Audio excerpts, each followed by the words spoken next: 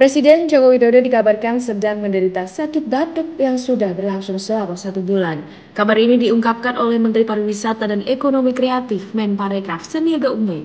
Sandiaga menyebut berdasarkan pemeriksaan dokter kepresidenan, hal ini dikarenakan pengaruh udara yang buruk di Jakarta. Dirinya mengakui bahwa kualitas udara di Jakarta semakin tak sehat. Hal ini dirasakan Sandiaga karena ia hampir setiap hari melakukan aktivitas lari pagi di ruangan terbuka. Sandiaga mengungkapkan pemerintah akan melakukan langkah tegas untuk menyelesaikan masalah polusi udara di Jabodetabek, mulai dari sektor transportasi hingga industri. Padahal, banyak calon peserta sport tourism atau wisata berbasis olahraga yang menyoroti polusi udara di Jakarta.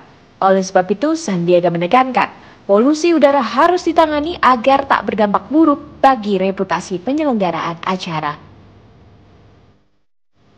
Sebelumnya, Presiden Joko Widodo menggelar rapat terbatas untuk membahas polusi udara di wilayah Jakarta, Bogor, Depok, Tangerang, dan Bekasi.